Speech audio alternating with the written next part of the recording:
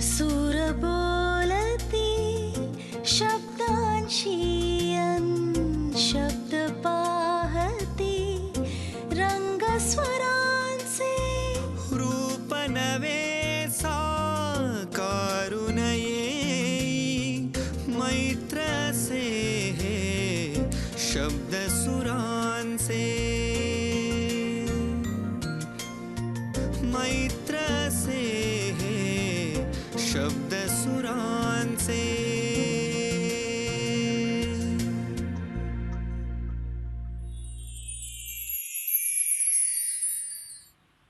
स्वतःच्या शिष्यत्वाला अबाधित ठेवत गुरुपदाला पोहोचलेले पंडित संजीव अभ्यंकर, शास्त्रीय संगीताच्या क्षेत्रातलं एक आश्वासक नाव, अ रे ऑफ होप. वयाच्या 8व्या वर्षापासून संगीताचं शिक्षण घेण्यास पंडित संजीव अभ्यंकर यांची सुरुवात झाली. पहिली गुरु कोण होती? दस्तूर खुद्द आई डॉक्टर शोभा अभ्यंकर. आईकडून संगीताचा वारसा मिळाला तर सुरुवातीचे शिक्षणही आईकडून मिळालं. खरंच भाग्यवंत. हे भाग्य ध्येय ठरलं होतं पुढच्या सगळ्या वाटचालीसाठी. देवदत्त प्रतिभेची आणि अपरिमित कष्टांची जोड तर होतीच. पुढे पंडित गंगाधरबुवा पिंपळखरे यांच्याकडून संगीताचे धडे घेतले. मात्र एक शिष्य अस्वस्थ होऊन गुरुचा शोध घेत राहतो. त्याला विराम मिळाला जेव्हा पंडित जसराज गुरु म्हणून लागले. भारतीय गुरु शिष्य परंपरेतील एक आदर्श गुरु शिष्य म्हणजे पंडित जसराज आणि पंडित संजीव अभ्यंकर. पंडित जसराज यांच्या घरी गुरुगृही राहून पंडित संजीव अभ्यंकर यांना शिकता आला.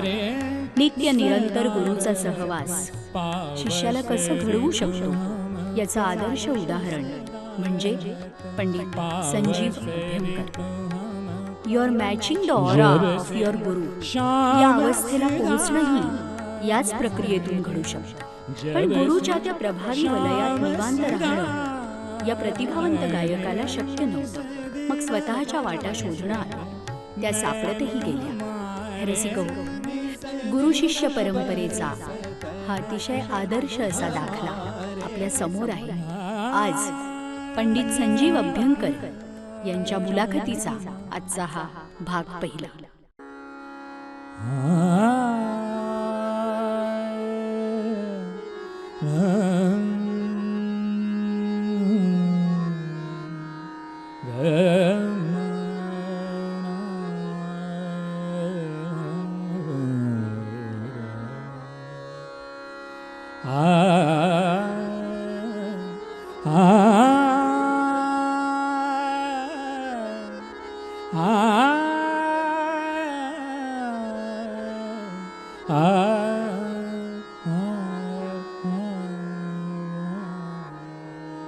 आज अवध आनंद मनावत, आज अवध आनंद मनावत, आज अवध आनंद मनावत, आज अवध आनंद मनावत. रे पूरण जीती राम जी आए, रे पूरण जीती राम जी आए.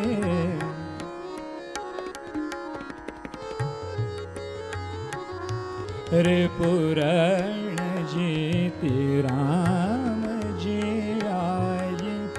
मुदित देव देखन को आए, मुदित देव देखन को आए. आज अवध आनंद मनावत, आज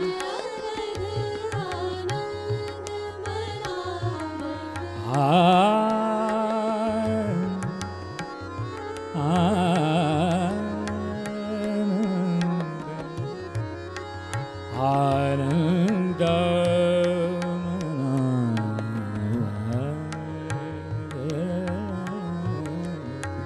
आज अवध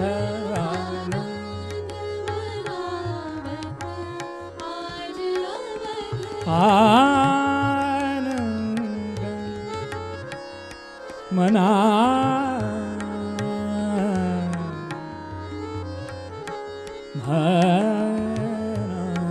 भानवत आनंदमना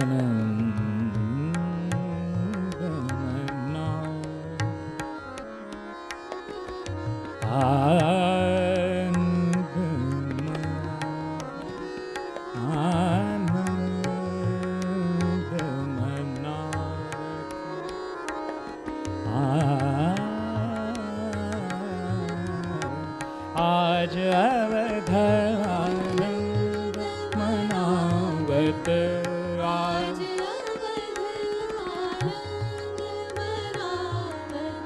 हरि पुरण जीति राम जी आए हरि पुरण जीति राम जी आए धनि दावा मा पाम मगरे धरे रे पुर रे गा मा दा दा पाम मगरे रे रे नि दा दा पाम पाम मग मगरे धरे रे पुरण जीति राम जी आए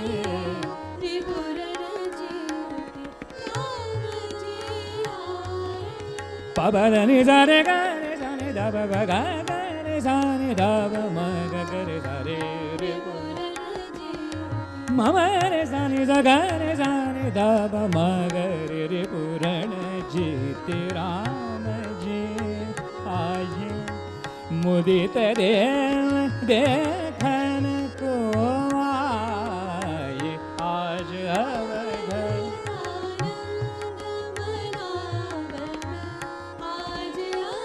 आनंद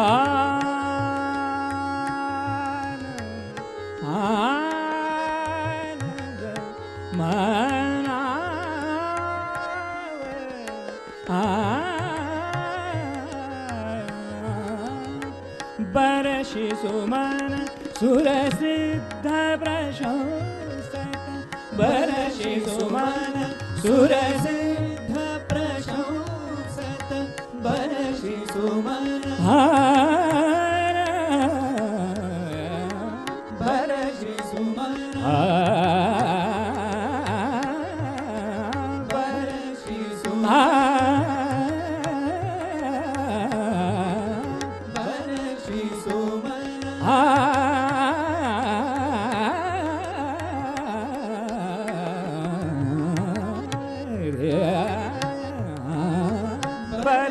सुमन सुरसिद्ध प्रशंसक मुनि असीस धुनि भुवन भरे मुनि असीस धुनि भुवन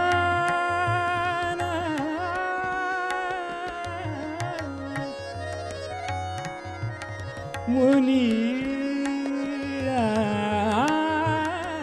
आशीष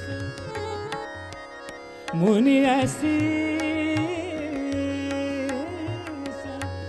मुनि आशीष धुनि भुवन भरे राम राज भय काम धेनु मही राम राज भय काम धेनु मही सुख संपद सब लोग पाए सुख संपद सब लोग पाए आज अवध आनंद आनंद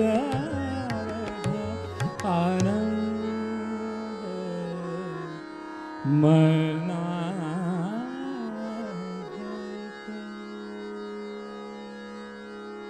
वाह, क्या बात है, क्या बात आहे. नमस्कार रसिको. मैत्र हे शब्द सुरांचे या कार्यक्रमाच्या आजच्या भागामध्ये मी विघ्नेश जोशी तुम्हा सगळ्यांचे अगदी मनापासून स्वागत करतो. आजच्या या गुरुपौर्णिमा विशेष भागामध्ये आज आपण गप्पा मारणार आहोत सुप्रसिद्ध गायक पंडित संजीव अभ्यंकर यांच्याशी. संजीवजी, आमच्या मैत्र हे शब्द सुरांचे या कार्यक्रमामध्ये तुमचं अगदी मनापासून स्वागत करतो. तसंच तुमच्या साथीदारांचंही स्वागत करतो. तबला साथ करतायत अजिंक्य जोशी, तालवाद्य साथ उद्धव कुंभार, स्वरसाथ साई प्रसाद पांचाळ, विलीना पात्रा, मुक्ता जोशी, धनंजय म्हसकर आणि संवादिनी साथ आर अभिनय.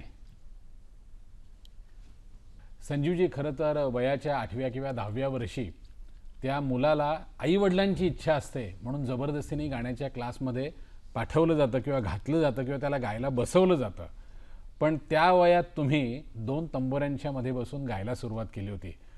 त्यामुळे त्या काळाविषयी फार न विचारता मी तुम्हाला थेट प्रश्न विचारतो की खऱ्या अर्थाने ख्याल गायनाची सुरुवात कधी झाली? ख्याल गायनाची सुरुवात माझी आवड जी माझी होती ती मी साधारणतः एक 7-8व्या वर्षीच आईबाबांना दिसली ती. कारण की आदरणीय प्रभात यात्रेंची एक प्रसिद्ध LP सगळ्यांना माहिती आहे ती क्लासिकल फील्डमध्ये की जागुमे सारी रेना मारुबिहाग आणि मारुबिहाग, ती किंवा बिस्मिल्ला खासाबांची शहनाई असं मी त्यांना लावून द्यायला सांगायचो आणि आमच्या हॉलमध्ये असं एकाग्र चित्ताने स्पीकरच्या बाजूला बसायचो आणि ऐकायचो. सो ती माझी आवड बघून किंवा बोलेरे पपिहरा लागलं तर मी आईला म्हणलं ते हे मल्हारसारखं वाटतंय. तर मी कुमार गंधर्वांचं मल्हार चालवतो. मी म्हटलं हे बोलेरे पपिहरासारखं वाटतंय असं. सो असं म्हणजे आता तर मला काही अशी मुलं भेटतात की ती 8व्या वर्षी 9व्या वर्षी असे 40 राग ओळखतात वगैरे. तसं काही मी दाखवलं नाही. मला ते गाण्यावर प्रेम होतं ते दाखवलं मी. क्या बात आहे. असे 50 राग ओळखायचं वगैरे तशा पद्धतीचं काही प्रेम दाखवलं नाही. गाणं या क्रियेवरती प्रेम दाखवलं मी. आणि माझी आई ती MSc बायोकेमिस्ट्री आणि MA म्युझिक आणि PhD म्युझिक. अच्छा. हां, असं ती टप्प्याटप्प्याने करत गेली. तर आई गाणं शिकत होती त्यामुळे आईला हे कळत होतं की ह्याचा इंटरेस्ट खूप अनयुज्युअल आहे. आणि त्यामुळे तिने आणि तिच्या आईने तिला परीक्षेचं गाणं शिकायला पाठवलं माझ्या नानींनी आणि गायकी शिकायला आधी पाठवली नाही. म्हणून माईने ते गाणं परस्यू नव्हतं केलं तेव्हा आणि तिने MSc बायोकेमिस्ट्री केलं. ती म्हणली नाही मी ह्याला कुठली परीक्षा देऊन देणार नाही, मला ह्याला गायकी शिकवायची. सो मग त्यामुळे ती म्हणजे 8व्याच वर्षी मला आईने तिचे पहिले गुरु ग्वाल्हेर किराणा घराण्याचे प्रसिद्ध गुरु पंडित गंगाधर व पिंपळखरे सरांकडे तिने मला डायरेक्टली पहिले ख्याल गायलाच पाठवलं. आणि त्याची पण छोटी स्टोरी म्हणजे मी सरांकडे गेलो तेव्हा मग 8 वर्षाचा सर म्हणले अगं शोभा हा फार लहान आहे, माझ्याकडे अशी कोणीच हिच्या वयाची मुलं नाही आहेत, सगळे कमीत कमी 13-14 वर्षाचे. आई म्हणली तुम्ही ऐका तर त्याचं. मग त्यांना काय मी ख्याल नॅचरल नव्हता ऐकला.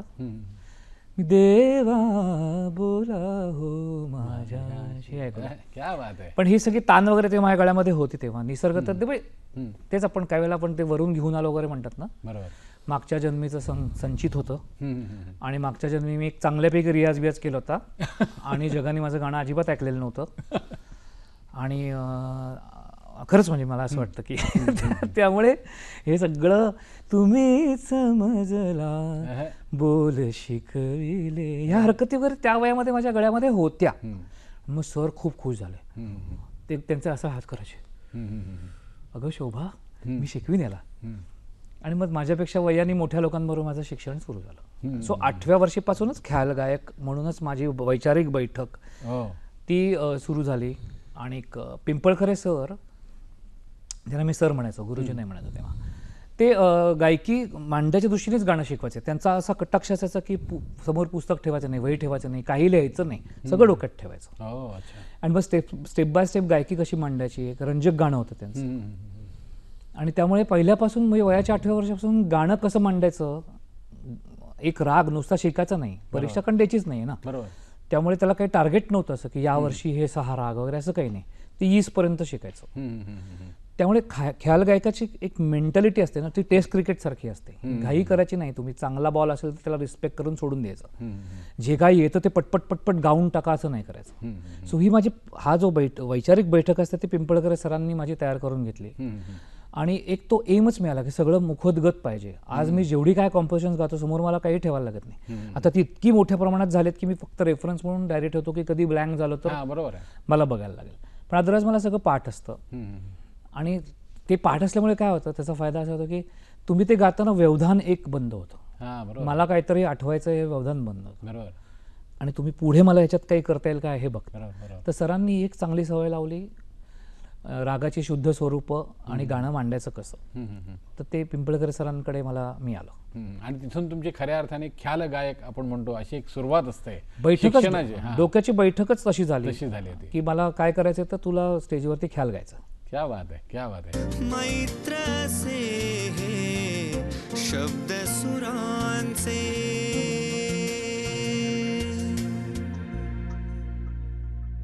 अशी एखादी कुठली बंदिश ऐकवाल का, जी म्हणजे पिंपळखरे बुवांनी तुम्हाला पहिल्यांदा शिकवली आहे किंवा अशी कुठली काही ऍक्च्युली आठवण सरांनी त्यांची? शिकवलेल्या खूप बंदिश आहेत, पण मी त्याच्यातनं एक इन्स्पिरेशन घेऊन ललत सरांनी मला शिकवलेले राग मला आठवत आहेत ते मी बहार, बसंत, आसावरी शुद्ध असा.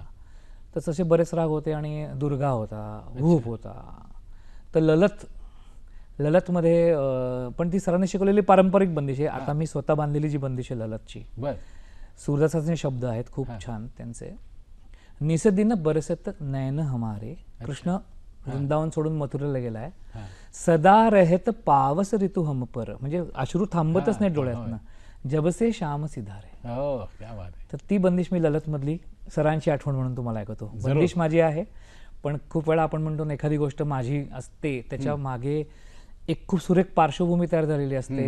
कोणीतरी काहीतरी पेरलेलं असतं आणि त्याचं फळ जेव्हा बनतं तेव्हा ते आपण आपलं म्हणून खातो. हो, तर हे कायम असतं, अगदी पूर्णपणे आपलं काहीच नसतं, पण at the end of it ते तुम्ही त्याच्यावरती सगळं काम जर केलं नाही तर ते आपलं म्हणून कधी काही बनतच नाही. खरंय, तुम्ही दुसऱ्याच्या शेतातलंच खात बसता. खरंय. त्याच्याऐवजी मी हे कायम इन्स्पिरेशन घेत राहिलो माझ्या गुरूंकडनं. क्या बात तर आहे. पिंपळकर सरांच्याकडनं शिकलेला ललतच्या इन्स्पिरेशननी मी स्वतः बनलेली बंदिश तुम्हाला ऐकतो. जरूर जरूर ऐका.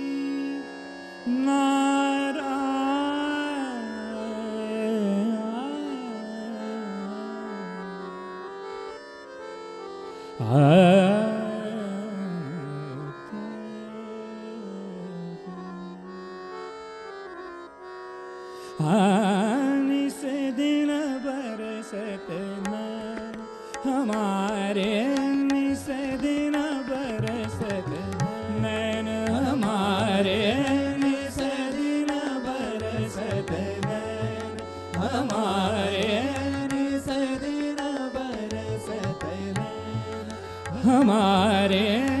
सदा रहत पावस ऋतु हम पर, सदा रहत पावस ऋतु हम पर.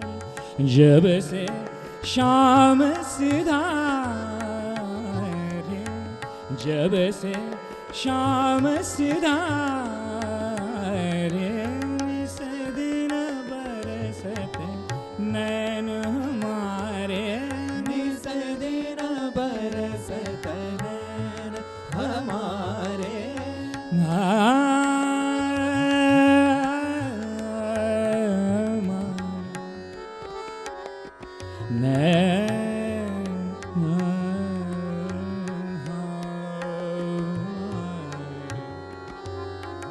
निसदिन बरसत,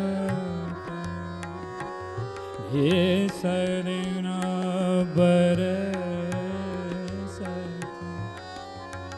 नैन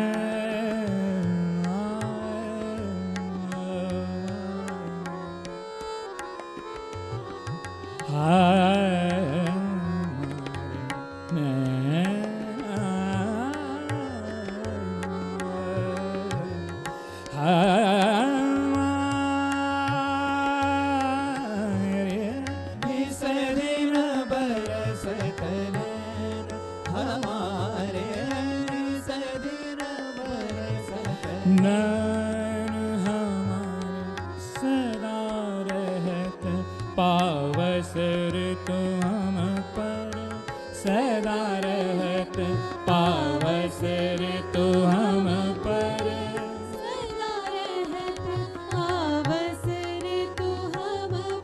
दानि म र म म र म म ग रे रे ग म र ग म ग रे सा सदा रहत पावस ऋतु हम ध र म र म म म म म म ग रे ग म रे ग रे ग म म ग रे सा नि रे ग म र नि रे ग म र नि रे ग म र सदा रहत पावस ऋतु हम दानि ध र रे नि द द ग नि द नि रे म द ग नि नि द म र म ग म रे ग र सदा रहत बा पावस ऋतु रे ग रे म ग र म द ग म द सदा रहत म र म म म म ग रे ग रे ग म द सदा रहत दा नि रे नि रे ग रे म ग रे नि द म र म ग म रे ग र सदा पावस ऋतु हम ध र म म म म ग म म ग म म म ग र ग म म ग रे ग रे म ग रे सा द नि रे ग म र म म म ग नि द म र म म म ग ग द नि द म र म म म ग म ग रे सा नि रे ग म द नि रे ग म ग रे नि द म ग म द सदा रहत पावस ऋतु हम पर सदा रहत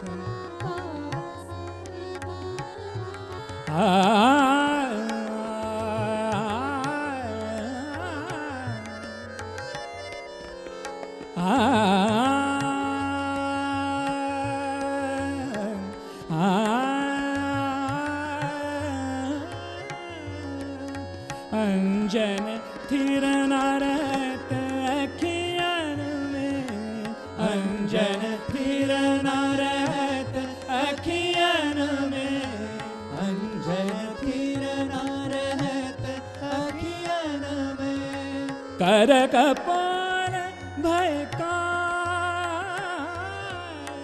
कर कपाल भयकार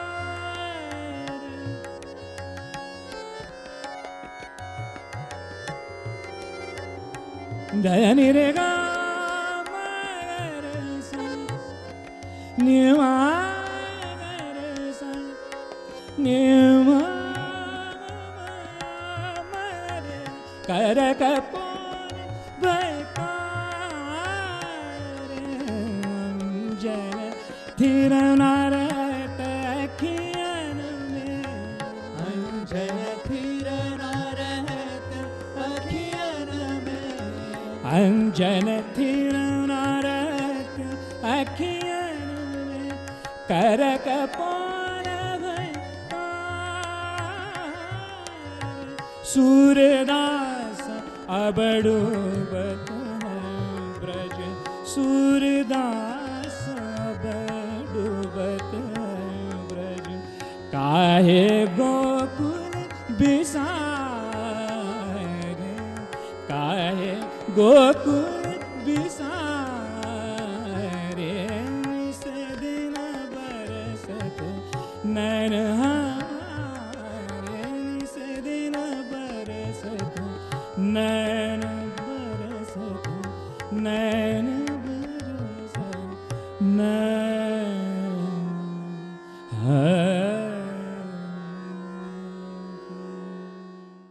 मैत्र से हे शब्द सुरांचे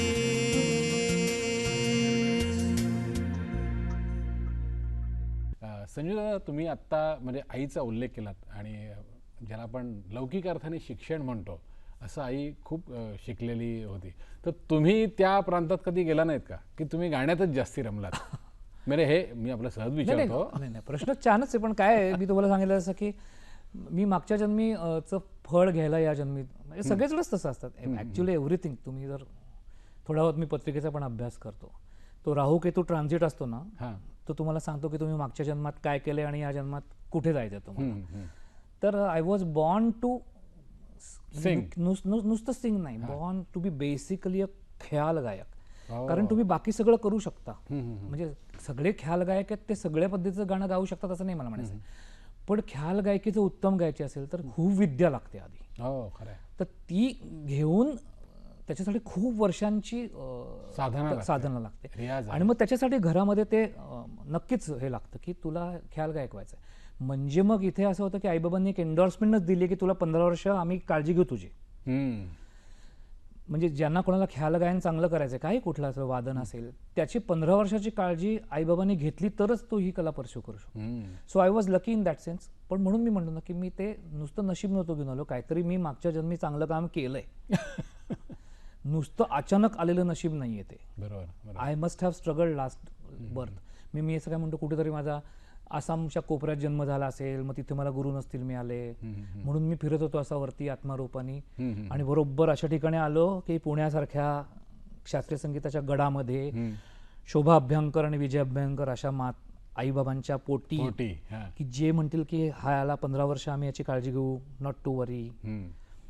माझे गुरु पण मला समोर नंतर चालतच आले. म्हणजे आईच्या नंतरचे माझे गुरु, आपण येऊ त्याच्यावर पुढे. आत्ता तुम्ही म्हणाल आईच्या नंतरचे गुरु, मला हा धागा पकडून एक प्रश्न विचारायचा वाटतो. किती काही असलं म्हणजे उपजत असलं, झरा मुळचाची खरं आपण सगळं असं म्हणत जरी असलो तरी कुठेतरी एक सुरुवात व्हावी लागते. आणि कुठला तरी असा एक तो क्षण असतो की त्या क्षणी तुमच्या आईला, म्हणजे आई म्हणून नाही तर संगीत क्षेत्रात त्यांचं जे काही ज्ञान आहे, त्या जे काही शिकल्यात त्यावरून त्यांना कळलं असेल की हां याच्या गळ्यामध्ये 6 आहे किंवा 22 श्रुती आहेत, असा कुठला तरी क्षण असेल आणि तेव्हापासून त्यांनी काहीतरी शिकवलं असेल, काही असेल. नाही, ते पहिला पॉइंट ऑफ एनलायटनमेंट म्हणतात ना, तो मी 3 वर्षाचा असताना झाला. माझ्या पेडिट्रेशनच्या टेबलवरती मी माझे माहेर पंढरी पंडित भीमसेनजींचा प्रसिद्ध अभंग तो गाऊन दाखवला. अच्छा. आणि तो ते म्हणतात ऑफकोर्स सुरात होता म्हणून खूप, मला काय आठवत नाही. पण ते म्हणतात अरे तू इतका सुरेल गायलास की आम्हाला वाटलं की नाही याला गाण्याचं हे आहे. So that was a spark they. मला ते विचारायचं होतं की मग तेव्हापासून मग काहीतरी आईने शिकवलं असेल ना, काही असेल, भावगीत असेल, अभंग असेल, काही. तेव्हा पण हे सगळं गायचो ना, नारायण राम रमणा, घेई छंद मकरंद. करेक्ट आहे, यू आर राईट. मी काय त्या वयामध्ये फक्त ख्याल नाही गायचो, मी नाट्यसंगीत गायचो, अभंग गायचो आणि आपलं सुधीर फडक्यांची खूप गाणी गायचो. पण ज्याला म्हणतात ना की 11व्या वर्षापासून सकाळ संध्याकाळचा ख्याल गायनाचा रियाज मी करायचो. संध्याकाळी तबलजी यायचे माझ्या बरोबर. अच्छा. हां, तर तो I was very much determined की ह्याला ख्याल गायकच बनवायचं. म्हणजे तिचं काय म्हणणं असायचं की तुझा गळा खूप छान आहे, तू सगळं काही छान गाशील. आणि एक लाईटचा खूप छान अंदाज माझ्यामध्ये बालपणापासून तो असायला लागतो, तो शिकवता नाही येत, कारण लाईट म्युझिक इज अन अंदाज.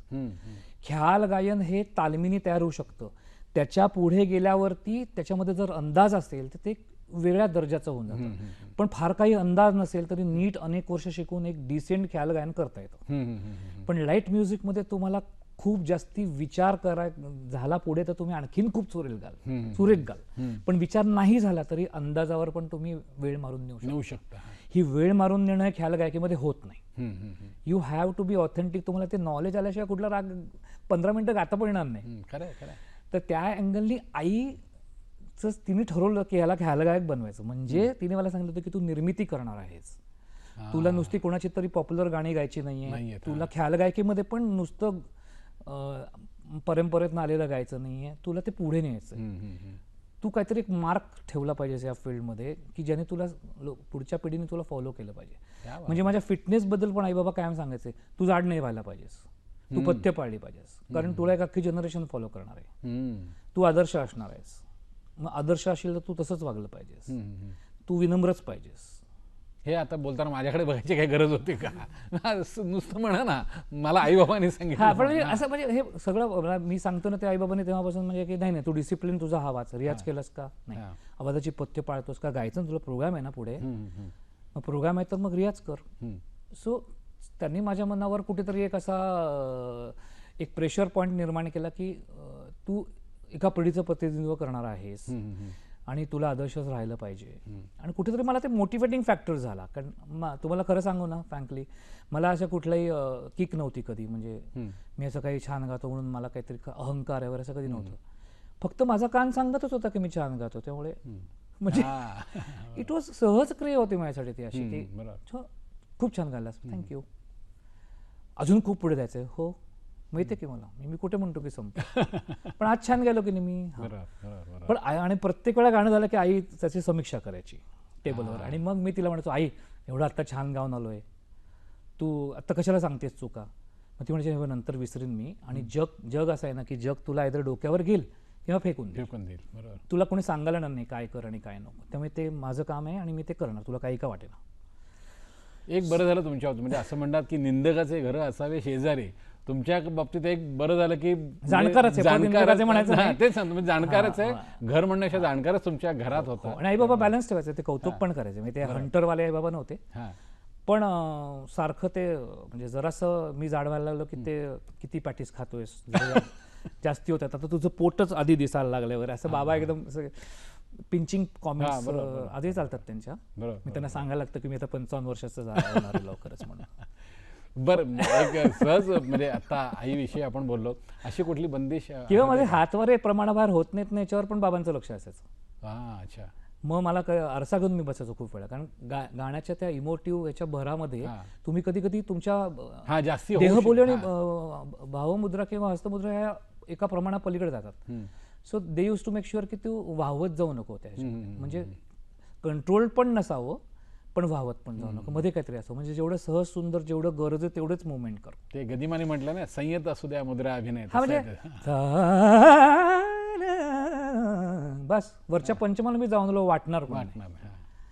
सो दिस वॉज कल्टिवेटेड की तू म्हणजे बी कॉन्शियस. म्हणजे आपण म्हणतो अष्टावधानी असणं म्हणतात ना, बरोबर बरोबर, की स्टेजवर गाताना आपल्याला 8 व्यवधानं ठेवायला लागतात. बरोबर. हे सगळं चालू असताना पण मला कुठलेही वास चालत नाही. तर सिगरेट कोणी बाहेर ओढत असलं तरी मला ते कळतो.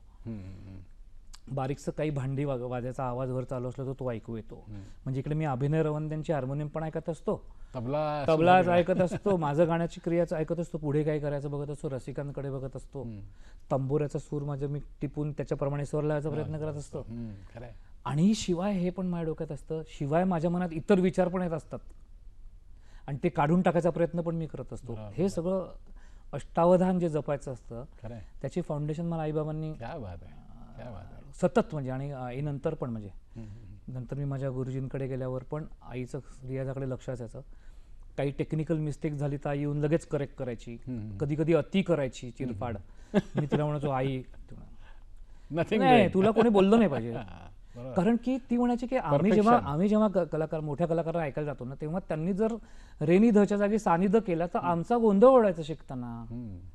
की जेव्हा एवढा मोठा कलाकार सानिध करतो आणि या रागामध्ये सानिध होत नाही, रेनिध होतं, तर आम्हाला कळायचं नाही की आम्ही बरोबर आहे, आमच्या गुरुंनी सांगितलेलं बरोबर आहे का हे बरोबर आहे. पण हे बरोबर नाही कसं म्हणायचं.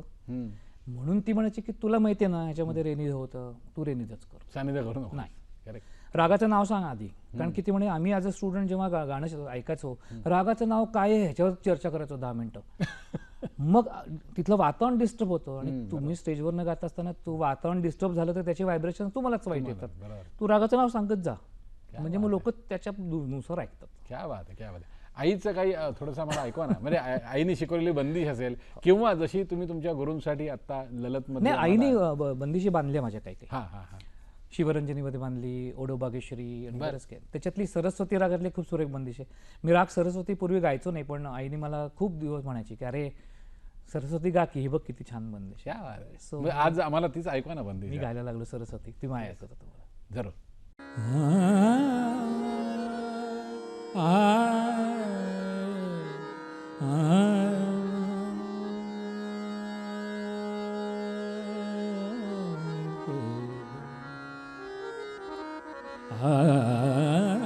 लागी लगन तुम संग लागी, लगन तुम संग लागी, लगन तुम संग लागी, लगन तुम संग. श्याम कनाई, श्याम कनाई, लागी लगन तुम संग लागी, लगन तुम संग. लागी, लगन तुम संग. श्याम श्याम कनाई, लागी लगन तुम संग. लागी, लगन तुम संग. श्याम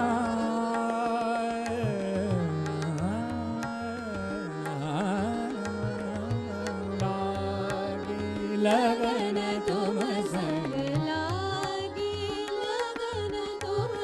लागी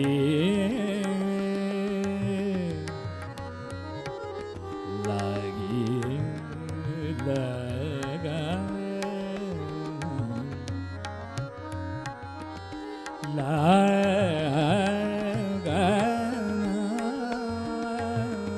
लागी लगन लागी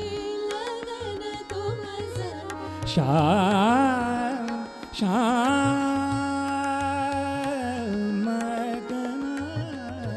लागी लगन तुम लागी लगा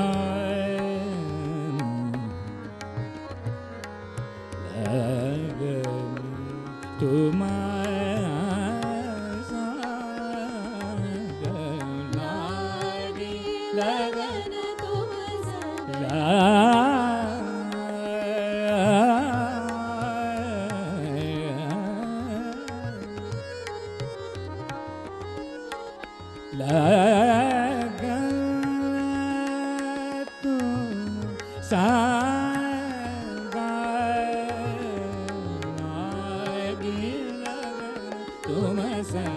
लागी लगन श्याम कना श्याम कना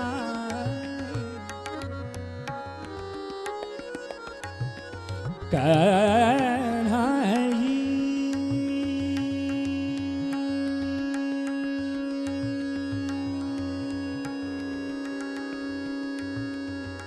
श्याम कना श्याम कना लागी लगन तुम श्याम कन्हाई कन्हाई खेलत हो रे खेलत हो रे खेलत हो रे भर के पिचकार खेलत हो रे खेलत हो रे खेलत हो रे खेलत हो रे भर के पिचकार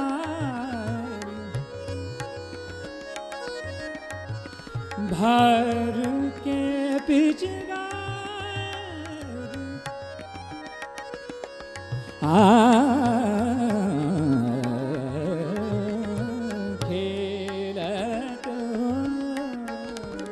खेलत हो रे भर के पिचकारी करता बरजोरी पकड़ी बैया मोरे पकड़ी बैया मोरे पकड़ी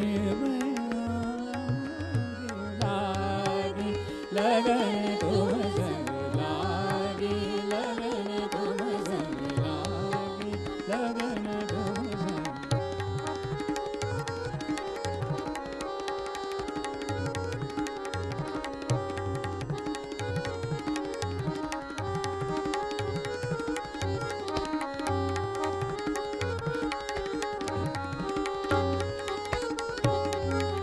लागी लगन तुम संग लागी लगन तुम संग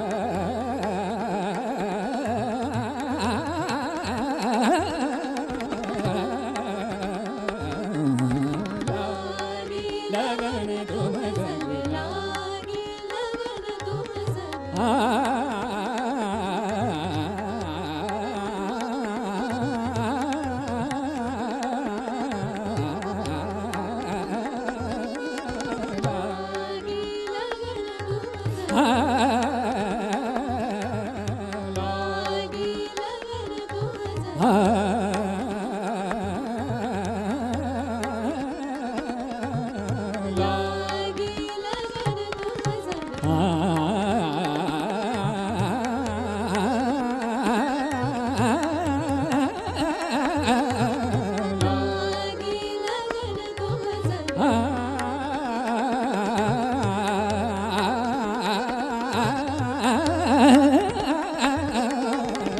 लागे लगन तो हसन लागे लगन तो हसन लागे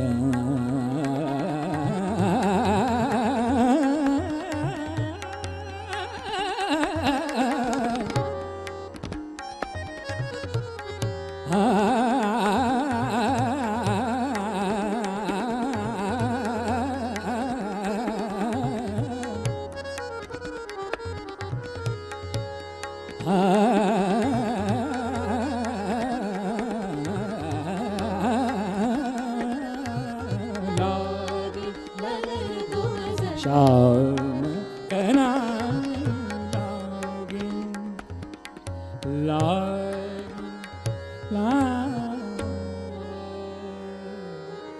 लगन तुम श्याम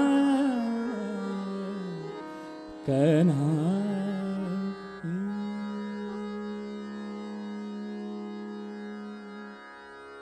मैत्र से हे शब्द सुरांचे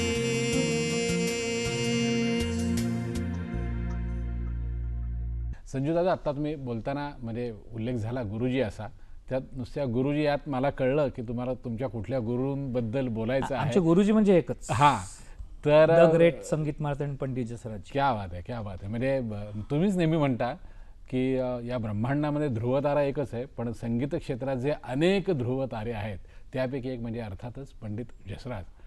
तर मी फक्त नुसता मुद्दा देतो, कारण पुढे तुम्हालाच असं होणार की आता किती सांगू आणि किती नाही, तो इतका दोन भाग पण सहवास पुरणार नाहीत. पुरणार नाहीयेत. आणि हे आम्हाला सगळ्यांनाच माहिती आहे, पण तरीही वेळेचं भान ठेवून आणि अष्टावधानी मगाशी तुम्ही शब्द वापरला, तर ते सगळं भान ठेवून जेवढं आम्हाला जास्तीत जास्त त्यांच्याविषयी सांगता येईल, त्यांच्या तालमीविषयी, म्हणजे त्यांनी तुम्हाला कसं शिकवलं, कारण ते सगळ्यात जास्त महत्त्व आहे. आज गुरुपौर्णिमा विशेष भाग आहे म्हणून. तर तुम्ही आणि पंडित जसराजजी. गुरुजींचं एकतर आधी असं असायचं की ते शिष्याला पारखून शिकवायला घ्यायचं. म्हणजे एकतर त्यांचं असं असायचं की जी गायकी ते शिकवणार ती त्या शिष्याच्या गळ्यामध्ये आहे की नाही, त्याचा तो स्वभाव धर्म आहे की नाही. आणि तर त्यांनी माझं गाणं ऐकलं जेव्हा आय वॉज 13 इयर्स ओल्ड, 13 वर्षाचा होतो मी. सप्टेंबर 83 साली त्यांनी माझं गाणं ऐकलं. अच्छा. आणि बाय दॅट टाईम पूर्णवेळ मी गायक म्हणून होणार हे आईबाबांनी ठरवून टाकलं होतं. मी 9वीत होतो आणि पंडित भीमसेन जोशीजी, पु ल देशपांडे साहेब, हिराबाई बडोदेकर जी आणि गंगूबाई हनगलजी सगळे, तेव्हा त्या सगळ्यांनी माझ्या आईबाबांना सांगितलं होतं की ह्या गाण्यासाठी जन्मला आहे. सगळ्यांनी माझं गाणं ऐकलं होतं when I was 13 years old. 82-83 हे वर्ष माझ्यासाठी असं ड्रॅमॅटिक इयर होतं. हिराबाईंनी 3 वेळा त्यांच्या घरी माझं गाणं केलं होतं बडोदेकर. अरे वा. तर त्यांनी सांगितलं की याचं शिक्षण म्हणजे तुम्ही करूच नका, त्याला गायकच, तो गाण्यासाठी जन्मला आहे, त्याला तेच करू दे. तो they had so much confidence in my art. आणि मग गुरुजींनी, आईने ठरवलं की जर गुरुजींचा जो गाण्याचा स्वभाव आहे तोच माझा आहे असा आईचा विश्वास होता. आणि माझी आई त्यांची शिष्या माझ्या आधी 2 वर्ष. अच्छा. 1981 साली आई शिकायला लागली. तर 83 मध्ये आईने ठरवलं की आता जर गुरुजी ह्याला शिकवायला हो म्हणले तर हा पूर्ण वेळ गाणं करेल. मग त्यांनी गाणं ऐकलं आणि यमन गायलो मी त्यांच्यासमोर. तर माझं ऐकून माझ्यासमोर सगळं घडलं बरं का, त्यामुळे हे ऐक्यू काही नाही आहे, हे असं बघितलंय. त्यामुळे सॉरी, मी जरा डायरेक्ट सांगणार आहे काय बोलले ते. ते म्हणले की ये तो गवया पैदा किया तुम लोगों ने. अच्छा. आणि 3ऱ्या जन्माचं गाणं गातोय हा तुमचा मुलगा.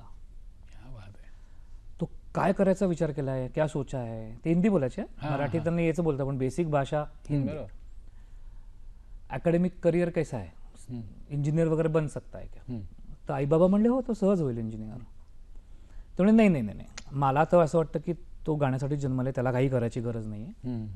मी त्या म्हणतात कॅल्क्युलेटेड रिस्क तर काय प्रत्येक फील्डमध्येच असते.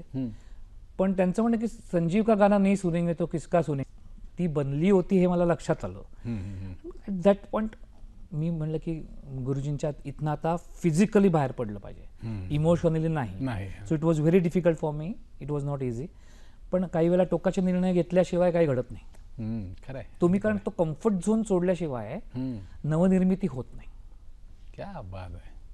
तुम्ही फार छान आत्ता म्हणजे अगदी छोटंच वाक्य पण खूप महत्त्वाचं आणि मोलाचं असं वाक्य तुम्ही बोलात की कम्फर्ट झोन सोडल्याशिवाय नवनिर्मिती होत नाही. संजीवजी तुमच्याकडे सांगण्यासारखं खरंच पुष्कळ काही आहे आणि म्हणजे इतकी वर्ष तुम्ही गाताय आणि इतक्या मैफिली किंवा पंडितजींबरोबरचे इतक्या काही म्हणजे काय म्हणूया आपण कार्यक्रमातले 42 क्षण वर्ष असतील. स्टेजवर राहतो. 42 होय, वर्ष हां. स्टेजचा चेंज ऑफ होय. सिनारिओ मी बघितलेला आहे. म्हणजे 8 वर्षाचा एक मुलगा संजीव अभ्यंकर ते पंडित संजीव अभ्यंकर हा प्रवास 42 वर्षांचा प्रत्येक वर्षातली एक आठवण जरी सांगायचं आपण ठरवलं तरी मला वाटतं 4 तास आपले नुसते आठवणी सांगण्यामध्ये जाते. सगळं कॅमेरा क्रू सगळे पळत होय, पण कुठेतरी वेळेचं बंधन पाळायचं म्हणून पण केवळ आजच्या भागापुरती आम्ही तुम्हाला रजा देतोय. पुढच्या भागात तुम्हाला पुन्हा यायचं आणि आमच्याशी गप्पा मारायच्या आहेत. पण आजच्या भागाची सांगता तुम्ही तुमची एखादी रचना किंवा मी गुरुजींच्या एका जरूर जरूर एक जरूर. राग आहे दीन की पुरिया, अच्छा. जो एस्पेशली मेवाती घराण्यातच गायला जातो. हां. तर अतिशय सुंदर भावपूर्ण राग आहे. त्या दीन की पुरिया रागामध्ये गुरुजींची बंदिश गातो मी. जरूर.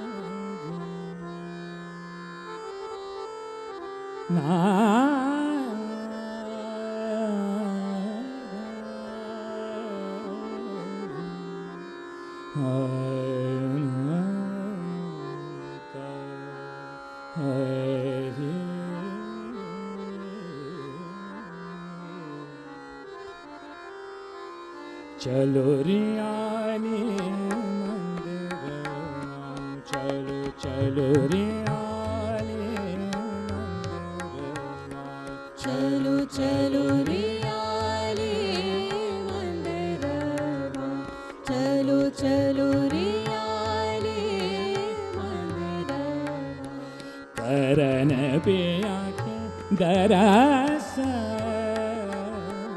करन पिया के दरस, चलो चलो रियाली मंदिरमा, चलो चलो रियाली मंदिरमा,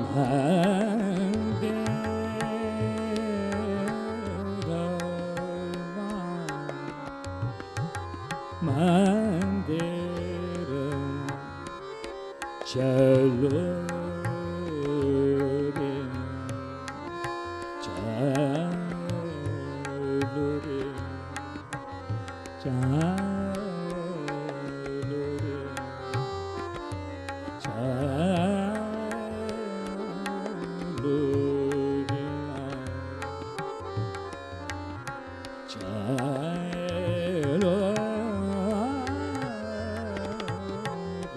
चलो चलो रियाली मंदिरमा, चलो चलो रियाली मंदिरमा, मंदिर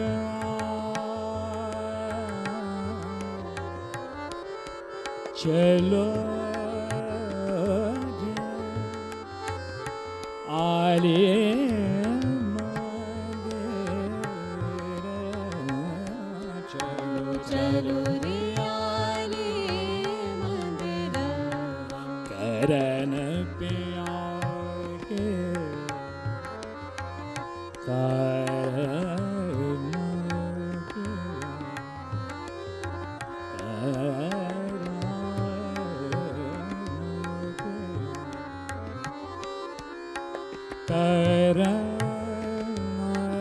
पिया के दरस पिया के दरस चलो चलो रियाली मंदिरमा, चलो चलो रियाली मंदिरमा,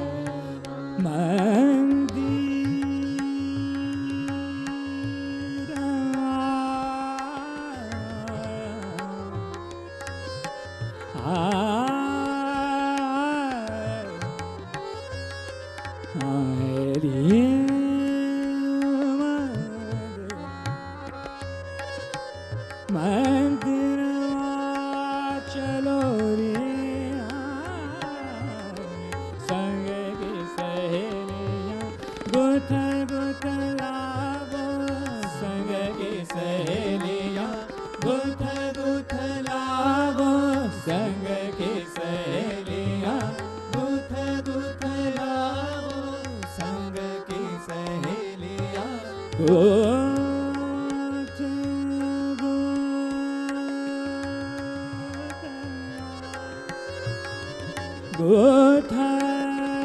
गुथला संग की सहेलियाँ गुथ गुथला गुथ गुथला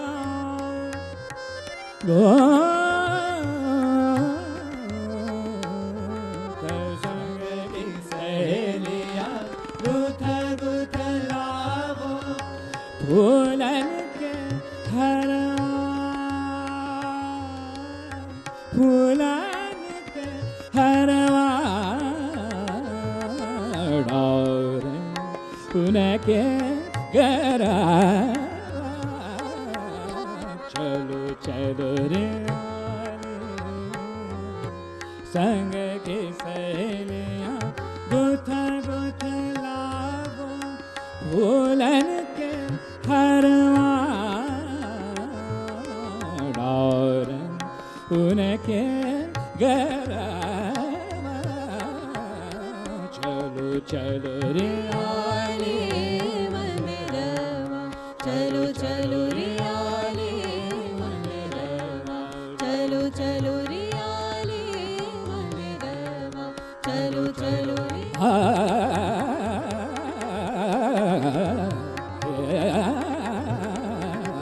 चलो चलो रे आले मंदिरवा चलो चलो रे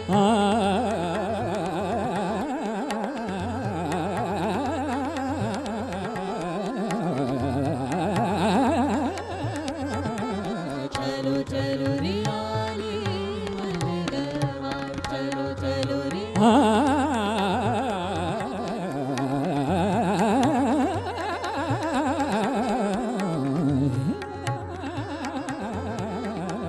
चलो चलो रे आले मंदिरवा चलो चलो रे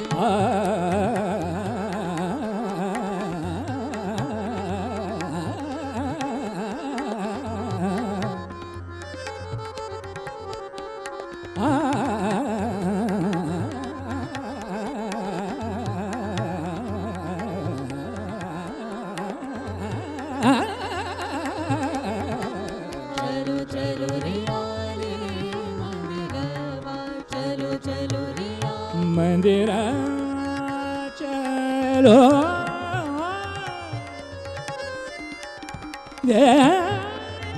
चनेरा निरा